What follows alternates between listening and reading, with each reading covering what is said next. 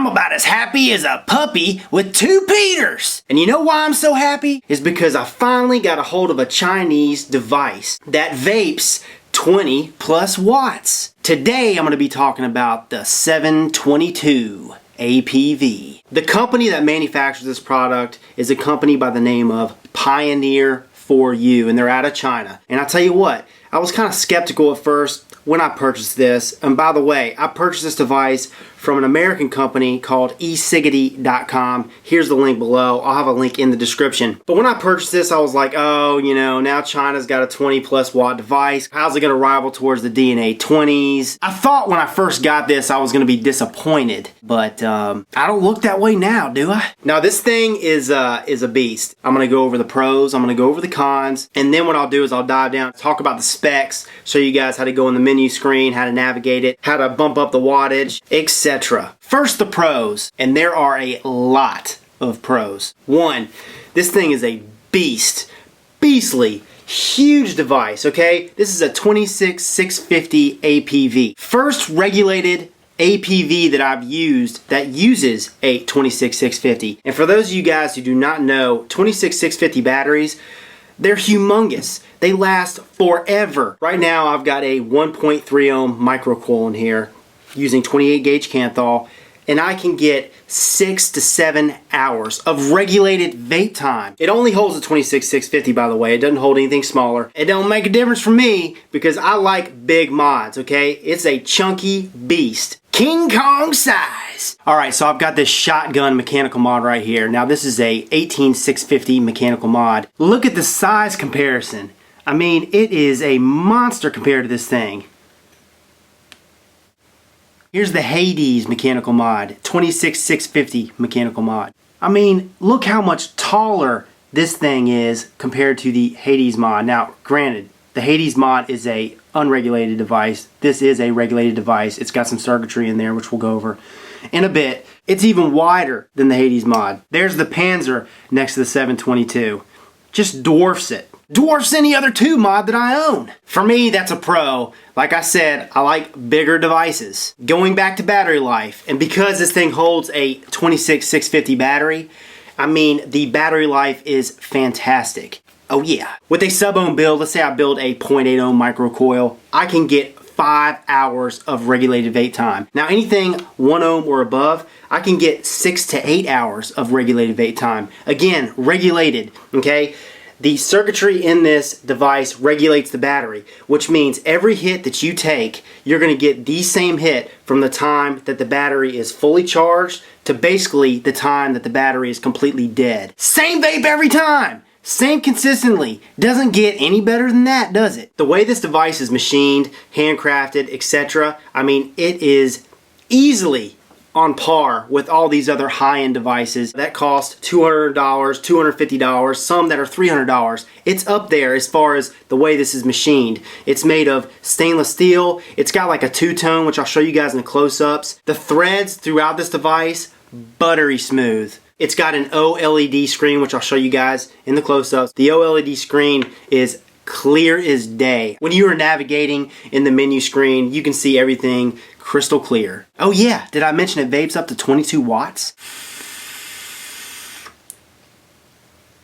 And let me tell you vapors out there, she can freaking flat out produce. Every time I press that fire button, she fires right up. Most of these China-made regulated devices are pulse width modulated, okay? Every time you press that button with these pulse width modulated devices, it takes time to ramp up. With this one, it's pure straight power. I own 3 different DNA 20s, and compared to those DNA 20s, this device hits right up there with those, all across the board. With the DNA 20s, you could sub-ohm down to 0.7. With this device, you could sub-ohm down to 0.5. I have gone side by side with that DNA 20, and all across the board, I mean, it hits just as hard as the DNA 20. From sub-ohm to mid-range Now the only thing is that with this device, it doesn't go as high with the higher resistance coils. At its maximum wattage with a 3.3 ohm build on the DNA 20, that goes to 8.3 volts. With this one, you can't go as high of a resistance. You can't build a coil at 3.3 ohms. You can build a coil at something like a 2.5 and vape at 7 volts or 7.2 volts at its max watts. But I'm not really a big fan of going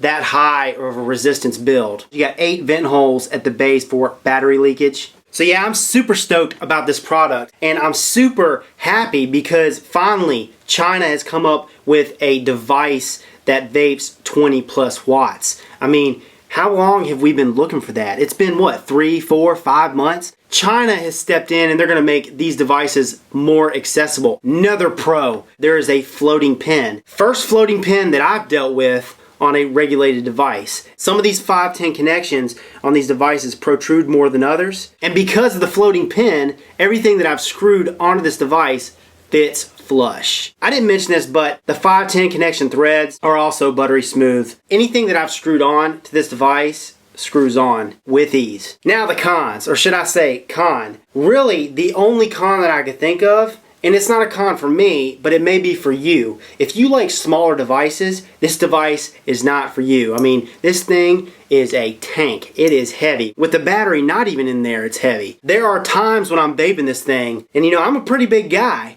and I'm vaping this thing, and you know, my arm starts to get a little tired. I have to admit, this thing is heavy. Heavy duty. So yeah, those are the pros and the cons. Now we're going to go ahead, dive down. I'm going to show you guys the menu screen, all that jazz, and talk about the specs, and give you guys a better look at the 722. Alright, so here is the 722, and I bet you're asking yourself, what does 722 stand for? This thing ranges from 7 watts to 22 watts, and that's why they call it the 722. You got your vent holes at the bottom, 8 vent holes. Like I said, there's the two-tone. A brush finish down here, brush finished up here. Then you got this polished finish ring right here, and the polished finish firing button. There is the 510 connection. You got a 510 connection ring, which screws on and off. And this is for your ego threaded devices. And this thing, by the way, is a freaking chunk of stainless steel. I mean, heavy. Like I mentioned, fits your ego threaded devices. And there is the floating pin. Let me show you what I mean by floating. It floats up and down, up and down. This ring screws back on there, and like I said, buttery smooth threads. Hear that? If you look very closely, there is a gap in the seam, and I think the reason why they have this gap there, I mean, it's not bad at all. Didn't even mention it in the con because it's not that noticeable, but you can see it, there's a little gap, and that's for airflow when you have your ego threaded devices fitting on the 510 connection. Nice clicky fiery button, easy to click. So here's a 722 completely assembled. Just like we went over, you've got this bottom piece with a spring. Okay. And then you've got this center tube. And this center tube also threads smooth, smooth, smooth. Okay, so that comes apart. Basically your head with all your circuitry, and then you've got the top cap which unscrews like we just showed.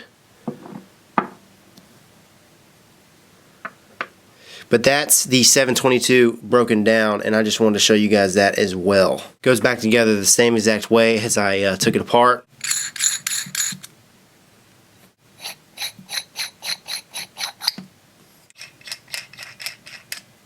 And voila, you got your completely assembled 722 APV. So hear that squeaky sound? That's not the threads. Now I saw somebody else review this product and they were like, oh, these threads are squeaky, they're rough. No, that's not the threads, guys. What that is the spring, and I'll show you what I'm talking about in a second. But here's this battery. Okay, here is the 26650 battery. Just so you know, this did not come with the 722 when I purchased it. I had to purchase this separately. So no, when you buy a 722, let's say from eCiggity.com, make sure you buy a 26650 battery, because the last thing I want you guys to do if you're interested in this product, is buy this and then receive it without a battery and not be able to use it for a few days. That's going to suck. This spring right here is what's going to cause you to have that squeaky sound when you screw it in, because the top of the spring is rubbing against the bottom of this battery. But if you take the spring out and screw in the base, smooth. Pop that spring back in, insert the battery this side first.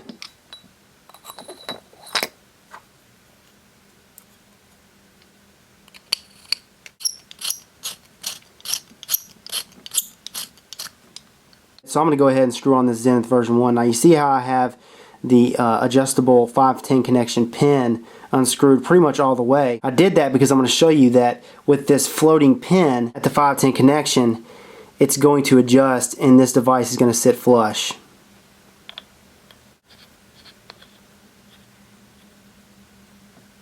Booyah! You also have these grooves up here at the top cap for your ego threaded devices or any other devices that have the airflow coming from the base. 5 clicks to turn it on. Then you see that Pioneer light up. Then you see the SX220, which is the chip that's in this device. 1 click, you see the main menu screen. You can see everything. Your wattage, your voltage, your battery life indicator, the resistance. Now, 3 clicks to lock it. 1, 2, 3, locks it. 3 clicks to unlock it. 1, 2, 3, unlocks it. You're able to fire it again. 5 clicks to get in the systems menu screen, and then more, and I'll show you. Okay, now this device does have a gravity sensor. Okay, so the gravity sensor allows you to tilt it to the right to adjust the wattage up, tilt it to the left to adjust the wattage down, and even more, which we'll go over. Okay, so 5 clicks. 1, 2, 3, 4, 5 gets into the systems. To the right, it just stays on. If you tilt it to the left, it shuts off. Back at the main screen, we're going to go 5 clicks again. 1, 2, 3, 4, 5. Okay, you see the system. 1 more click goes into the wattage setting. Tilting it to the right, it takes the wattage up. Tilting it to the left takes the wattage down.